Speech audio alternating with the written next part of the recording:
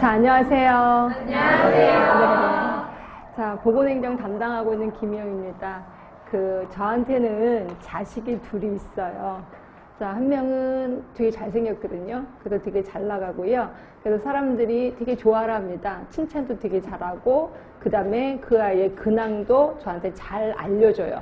그래서 제가 알고 있는 공중보건이 그렇습니다. 그죠? 자, 또 한 아이는 되게 무뚝뚝하게 생겼어요. 표정도 없고요. 그다음에 험악하게 생겨서 사람들이 싫어를 합니다. 그죠? 그리고 어떤 때는 아예 관심도 없어. 그 아이가 누구냐면 보건행정이에요. 그죠? 그래서 그런지, 그러니까 애미 된 저로서는 너무 속상한 거예요. 왜? 보건행정이 굉장히 착하거든요. 그리고 믿음직스럽거든요. 그런데도 불구하고 여러분들은 보건행정 엄청 싫어하세요. 그리고 어렵다 그러고 아예 쳐다보지도 않고 이렇거든요.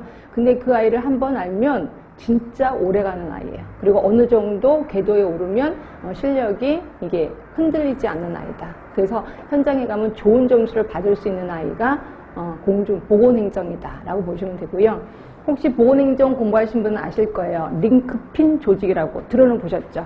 링크핀 조직, 이런 조직이 있었어요.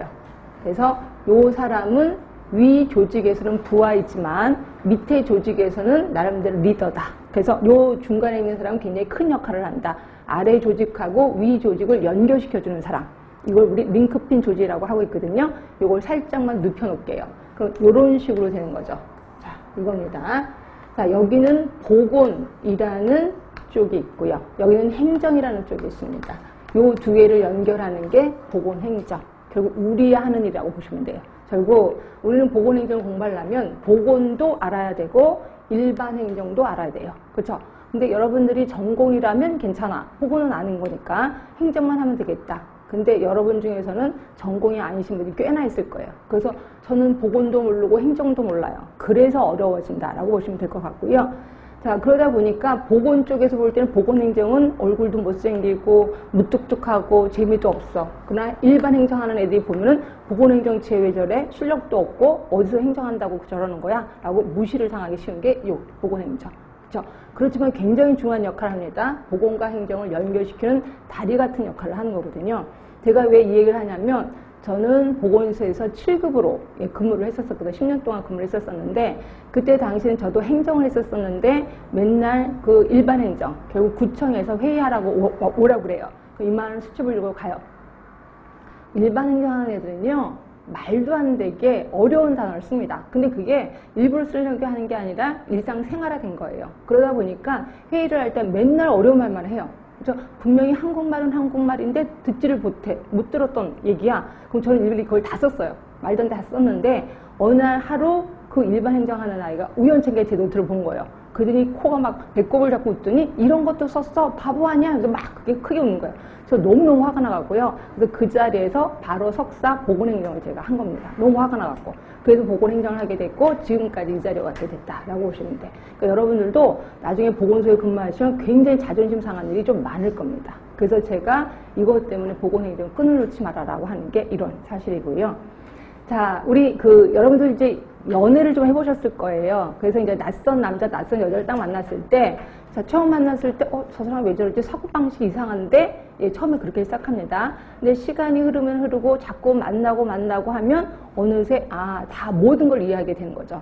네, 결국 처음 만났을 때 반복이라는 거를 통해서 그 사람을 알게 돼.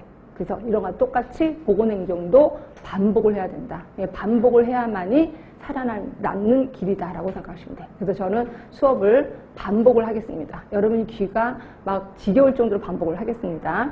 자, 일단 제가 하루에 3강을 해요. 3강을 하는데 한 번 1시간 하고 10분 쉬고 1시간 하고 10분을 쉴 겁니다. 1시간 하고 끝날 때쯤에 자, 우리 책에 보시면 50쪽이 있을 거예요. 50쪽에 자, 새 책이라서 예전 책 갖고 계신 분은 좀 안 맞을 수 있는데 얼추 맞을 것 같아요. 55쪽이네.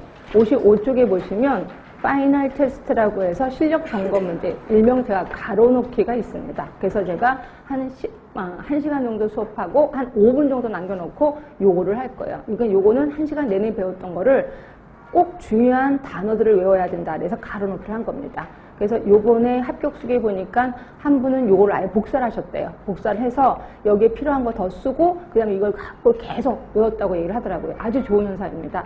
그분은 시험장까지도 갖고 가신 것 같아요. 그러니까 이렇게 해서 어려운 단어를 중점적으로 외우실 수밖에 없습니다. 그래서 이걸 좀 많이 활용하시고요. 자, 그리고 나서 오늘 수업이 끝나면